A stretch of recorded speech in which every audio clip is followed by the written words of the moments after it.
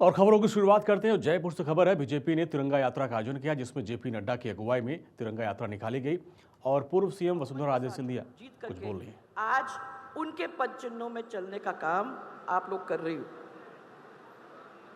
ये तो सिद्ध कर दिया ना कि महिलाएं हर जिम्मेदारी संभालने में पूरी तरह से निपुण हैं, चाहे वो राशन का काम हो या फिर शासन का काम।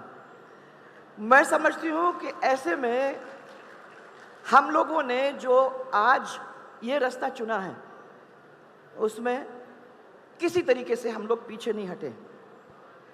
अहिल्याबाई को हम क्यों याद करते हैं? याद इसलिए करते हैं कि वो एक ऐसी महिला थी, वो देवी कहलाई जाती है न्याय की। जब न्याय की बात अपन करते हैं तो सबसे पहले अहिल्याबाई होलकर का इस मॉडर्न जमाने के अंदर अपन याद करते हैं। आपको सबको मालूम होगा कि उन्होंने अपने बेटे को भी बख्शा नहीं। उनका यह था कि अगर कहीं भी अन्याय हो रहा है, उस अन्याय को खत्म करने का काम वो मेरा है, चाहे वो मेरा परिवार का क्यों ना हो, मैं उसको भी नहीं छोड़ूंगी। ये थी वो महान महिला। और मैं आपको ये बताना चाहती हूं कि मैं उनके वाड़े पे, महाराष्ट्र में, यहाँ जो मराठी बोलने वाले लोग हैं उनको मालूम है कि वाड़ा का मतलब ये है कि ना तो वो हवेली है ना वो महल है, उसके बीच का जो एक है उसको वाड़ा कहते हैं। नदी के किनारे उनका वाड़ा, उनमें उसमें उनका मंदिर। कभी जाओ, क्योंकि महिला होने के नाते हम लोगों को वहाँ जाकर, उस भूमि पर खड़े होकर, जहाँ वो रही थी, जहाँ उन्होंने ये बात फैलाई थी, वहाँ जाकर इसको समझने की कोशिश करो कि उनकी ताकत कहाँ से निकल के आई थी। सुंदर मंदिर उन्होंने वहाँ बनाया है। और उसके साथ साथ जो अपने घर का मंदिर होता था, उसमें हाथ से 1001 रोज मिट्टी, उसी मिट्टी के निकाल के वो बनाती थी शिवलिंग।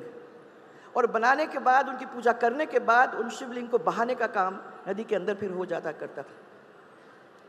उनका वाड़ा देखोगे तो समझ में आ जाएगी कि वो जनता के कितने करीब थे, क्योंकि बड़े महलों में नहीं रहती थी।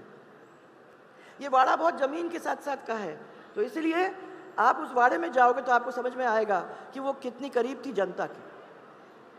उनके पति खंडेराव जी की 21 वर्ष की आयु में मृत्यु हुई, तो वो बहुत आहत हुई। और उस जमाने के जैसे उन्होंने ये कह दिया कि मैं तो सती बनना चाहूंगी। तब उनके ससुर साहब ने उनको रोका। मल्हर राव जी का नाम इसके लिए बहुत बने लोग जानते हैं। उन्होंने उनको रोका और उन्होंने कहा कि तुम जैसी महिला, मेरी बहू, मैं तुमको शिक्षित करूंगा, प्रशासनिक विषयों में दक्ष हो तुम, ऐसी स्थिति बनाने की कोशिश करूंगा